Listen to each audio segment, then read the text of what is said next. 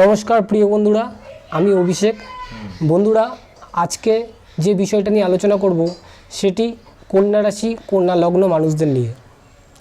বন্ধুরা, কন্যা রাশি কন্যা লগ্ন মানুষদের এই 2024 সাল অর্থাৎ এই নতুন বছর 2024 বছর কেমন যেতে চলেছে এবং কোন কোন বিষয়ের উপর তোমাদের সচেতন থাকতে হবে সেই বিষয় নিয়ে তোমাদের কিছু বলবো।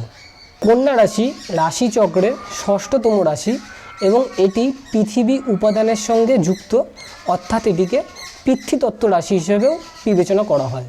এই কন্যা রাশিফল 2024 অনুসারে এই রাশির এই বছর মধ্যম প্রকৃতির দেখতে পাওয়া যাবে এবং এই বছরে নতুন কিছু তোমরা পেতে পাবে, সেটা মে মাসের পর থেকে। জানুয়ারি থেকে এপ্রিল মাস পর্যন্ত তোমাদের মধ্যম প্রকৃতির থাকবে। এই বছর মে মাসের পর থেকে ভাগ্যে বেশ কিছু পরিবর্তন দেখতে পাওয়া যাবে এবং মে মাস থেকে দেবগুরুদেব বৃহস্পতিদেব থাকার কারণে নতুন নতুন কর্মের সুযোগ সন্ধান আসবে এবং ভাগ্য কিছুটা সহায় দেবে। পুরো ডিসেম্বর মাস পর্যন্ত এই সময়টা তোমাদের পজিটিভই থাকবে। এবার বন্ধুরা, জুলাই মাস থেকে ডিসেম্বর মাস পর্যন্ত এই সময়টা শনিদেবের দৃষ্টি তোমাদের খুব ভালো দিকে থাকবে। এই সময়টা তোমাদের আয় উন্নতি বৃদ্ধি পাবে এবং তোমাদের আত্মবিশ্বাস বাড়বে তোমাদের নিজেদের ওপরে এবং এই সময়টা তোমাদের কি হবে, তোমাদের নতুন নতুন কর্মসুযোগ আসবেই এবং সাথে করে যারা এতদিন কাজের জন্য চেষ্টা করেছো তাদের এবার থেকে আস্তে আস্তে করে কাজের জায়গাটাও ঠিক হবে।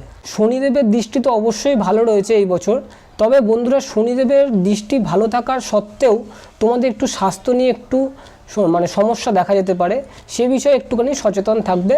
মোটের ওপর তোমাদের শনিদেব এই বছর ভালো কিছুই ফলাফল দেবে। বন্ধুরা, এই বছরে দেবগুরু বৃহস্পতিদেব এবং শনিদেব তো শুভ স্থানে রয়েছে, কিন্তু বন্ধুরা এই বছর রাহু এবং কেতুদেব কিছুটা অশুভ জায়গায় রয়েছে, যার কারণে তোমাদের মধ্যে একটুখানি ঝামেলা সৃষ্টি হতে পারে। তোমাদের পারিবারিক ঝামেলা হতে পারে, তোমাদের মনোমালিন্য খারাপ হতে পারে, মনের দিকটা তোমাদের অতটা স্যাটিসফাই হতে পারবে না। তোমরা এই সময়টা যে কোনো ব্যবসার থেকে একটু সাবধানতা থাকবে। আমি বলতে চাইছি যারা নতুন ব্যবসায় বিনিয়োগ করতে চাইছো তারা একটু সাবধানতা থাকবে এবং ছোটোখাটো ব্যবসাটা একটু বিনিয়োগ করতেই পারো, কিন্তু বড় সিদ্ধান্ত নেওয়াটা তোমাদের একটু বিবেচনা করে নিজের বুদ্ধি খাটিয়ে তবেই নাও।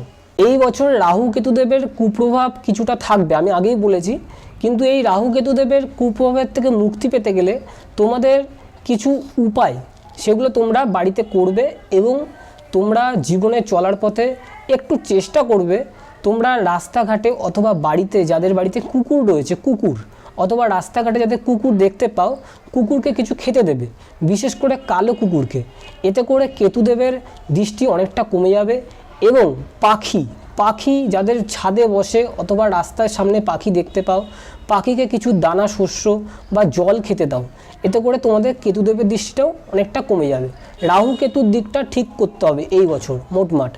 আর বন্ধুরা একটা কথা বলি, এটা তো বলেই দিলাম, সাথে করে আরেকটা জিনিস করো, সেটা হচ্ছে চন্দ্রদেবের বীজমন্ত্র পাঠ করো। ব্যাস, চন্দ্রদেবের বীজমন্ত্র পাঠ করো আর প্রতিদিন যদি পারো একবার করে হনুমান চল্লিশা পাঠ করো। এতে করে তোমাদের জীবনটা আরও ভালো হবে এবং সুন্দরময় হয়ে উঠবে।